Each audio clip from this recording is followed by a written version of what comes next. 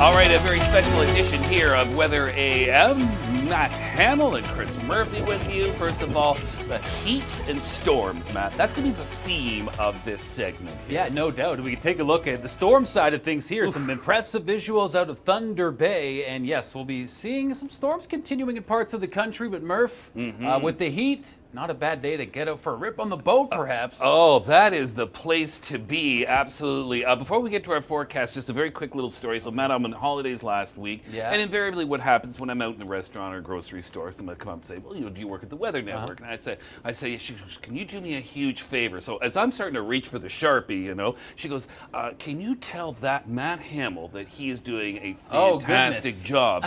And I was like, yeah, absolutely. She was gushing. She said, you're okay too, but just tell that Matt Hamel. So that Matt Hamel, you are doing a great job. Well, that's very kind. I appreciate you sharing that, Murph. And yeah, you put the Sharpie right back in the breast pocket there. That's right. Nobody's the wiser. Okay, let's talk about the heat. Another day of the heat alert. So staying cool, staying hydrated, absolutely vital. For sure. And Murph, it's been a July in Toronto that has brought a number of days a little hotter than maybe we're used to. Above 30 degrees, 11 days. Today will be number 12 as well. So the heat, the humidity, that continues. Northern Ontario, which had multiple tornado warnings in places like Atikokan and Quetico. I mean, campers go here. Lots of people do fishing. That would be very high stakes. Thunderstorms this morning have been racing from northeastern Ontario into Quebec, so we could be looking at damaging winds, hail, and potentially some high amounts of rain. And even, some thunderstorm threat into our day tomorrow, as well as we still do see some pretty elevated humidity. Indeed. Looks like that might start to break once we get midweek and beyond. Indeed. Yeah, risk of thunderstorms in southern Ontario tomorrow, and then looks at this point of the long weekend,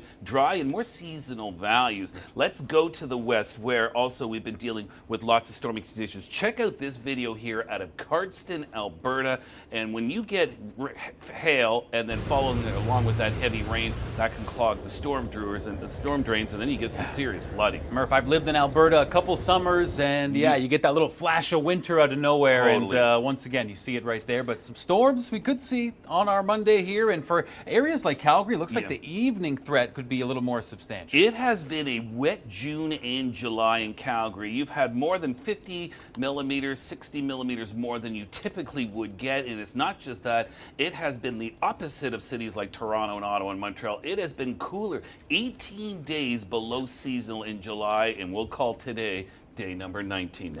That's right. It does look like today, you see with those thunderstorms in the forecast, 17 degrees. Nice to see, though, as of tomorrow, we're going to be above that 20-degree mark. Yeah, risk of storms tomorrow sinks still again in the southern Rockies and right along the U.S. border, so potential is there. But we take a look at Calgary's forecast, and normal's about 23. Well, you should get back to more seasonal values and perhaps even a few dry days before maybe some showers return. Now, in Vancouver, the temperatures have been one thing, but look, we've only had 2 days of rain, Matt. Yeah, it's been very, very dry. So we've seen some exceptional Julys across different cities in Canada. But as we can see here, that dry pattern looks to at least be continuing today, Murph, although maybe some more rainy weather for Vancouver when we look a bit deeper in the forecast here. About 30 degrees on Wednesday, though, looms pretty large. Let's go to the East Coast, where you've also been dealing with a pretty hot summer. And, getting down to the beach is key. We do have some heat alerts in southern and areas of New Brunswick and mainland Nova Scotia. So this got a couple of more days, maybe a couple thunderstorms Tuesday and Wednesday for the East Coast, and then by late Thursday,